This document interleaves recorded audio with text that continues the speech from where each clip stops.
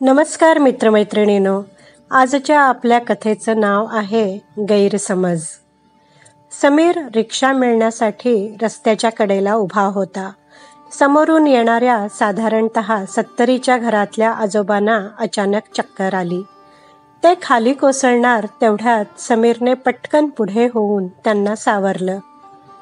आजोबांना खूप घाम येत होता. छाती धडधडत होती. समीरने रिक्षा थांबवली आणि पटकन जवळच्या सरकारी दवाखान्यात त्यांना दाखल केलं. रिसेप्शनिस्टला काय झालं हे थोडक्यात सांगितलं आणि तो घाईघाईने निघून गेला. डॉक्टरांनी आजोबांना तपासलं. केस खूप क्रिटिकल होती. आजोबा कोण, कुठले काहीच माहीत नव्हतं. डॉक्टरांना आजोबांच्या खिशात एक कागद आणि एक एन्व्हलप मिळालं. कागदावर इमर्जन्सी कॉन्टॅक्ट म्हणून त्यांच्या मुलाचं नाव आणि फोन नंबर होता. डॉक्टरांनी राज म्हणजेच आजोबांच्या अमेरिकेतील मुलाला फोन लावून त्यांच्या गंभीर परिस्थितीची माहिती दिली.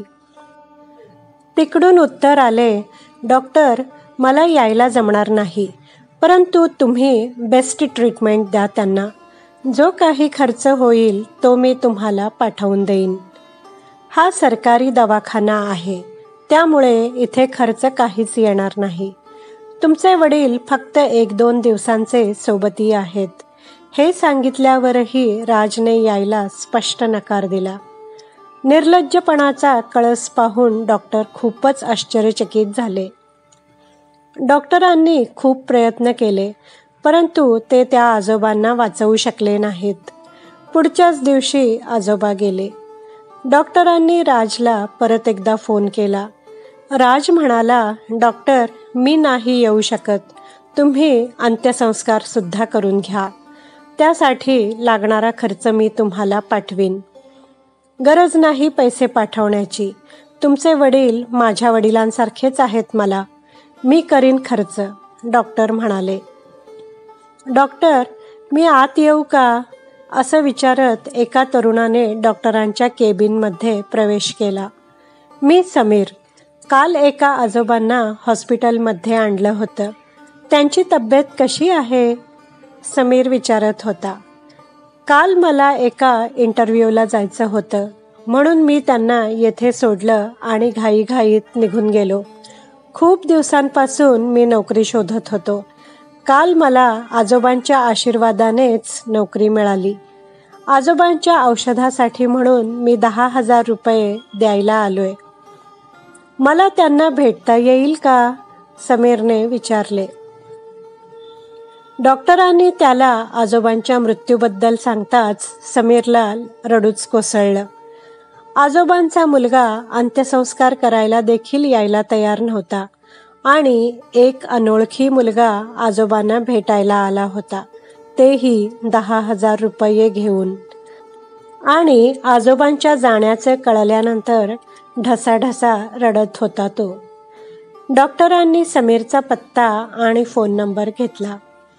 अचानक डॉक्टरांच्या लक्षात आलं की आजोबांच्या खिशात एक एन्व्हलप होतं.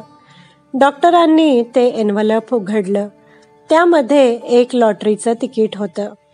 लॉटरीचा काल लागलेला निकाल आजच्या पेपरमध्ये आला होता. डॉक्टरांनी मोठ्या कुतूहलाने निकाल बघितला आणि काय आश्चर्य, त्या तिकिटाला 1 कोटी रुपयांचं बक्षीस लागलं होतं. डॉक्टरांनी राजला परत एकदा फोन केला आणि 1 कोटीच्या बक्षिसाबद्दल सांगितलं. बक्षिसाच्या रकमेचं काय करायचं? डॉक्टरांनी विचारलं. तुम्ही डेड बॉडी शीतगृहात ठेवा. मी येतो. पैशाचा मोह आवरला नसावा त्याला. राजने येण्याचे मान्य केले. सांगितल्याप्रमाणे राज भारतात आला. डॉक्टरांना भेटला.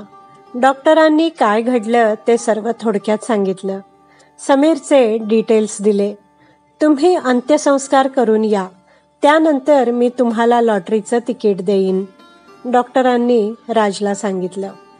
राज वडिलांवर अंत्यसंस्कार करण्यासाठी डेड बॉडी घेऊन गेला. 5 वाजले तरीही राज परत आला नाही, म्हणून डॉक्टरांनी राजला फोन केला. राज, मी अजून 1 तास हॉस्पिटलमध्ये आहे. त्यानंतर मी घरी जाईन. मी हॉस्पिटलच्या क्वार्टरमध्येच राहतो. आल्यावर रिसेप्शनमधून मला फोन करा. मी तुम्हाला लॉटरीचं तिकीट देईन, डॉक्टरांनी सांगितलं. आता तुम्ही कुठे आहात? डॉक्टरांनी विचारलं. डॉक्टर, मी एअरपोर्टवर आहे. मला माफ करा, मी तुम्हाला न भेटताच परत जायला निघालो. राज, पण त्या लॉटरीच्या तिकीटचं काय करायचं? तेवढ्यासाठीच तर तुम्ही भारतात आलात ना?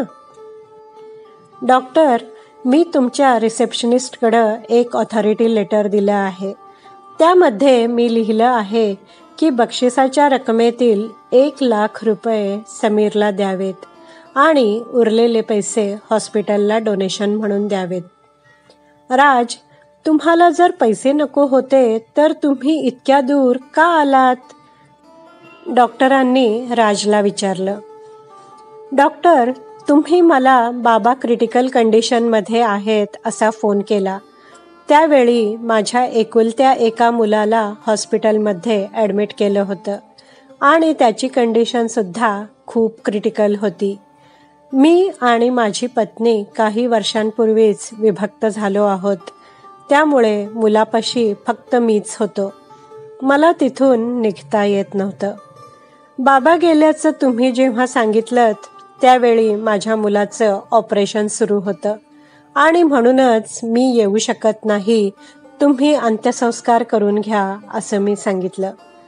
2 तासांनी तुम्ही मला फोन केलात. तोपर्यंत ऑपरेशन यशस्वीरित्या पार पडलं होतं आणि डॉक्टरांनी सांगितलं की आता काळजी करण्यासारखं काही नाही. मी माझ्या एका मित्राला हॉस्पिटलमध्ये मुलाजवळ थांबवलं आणि भारतात निघून आलो. मित्राला तेथे किती वेळ थांबणार म्हणून मी घाईघाईतच अमेरिकेला परत जातोय.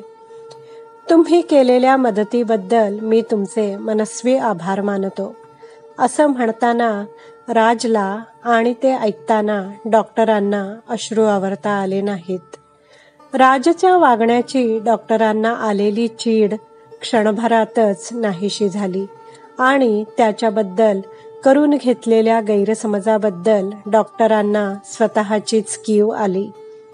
डॉक्टर राजला धीर देत म्हणाले, तुमचा मुलगा लवकर बरा होवो हीच माझी परमेश्वराजवळ प्रार्थना. ह्या हृदयस्पर्शी सुंदर कथेचं श्रेय लेखकालाच आहे.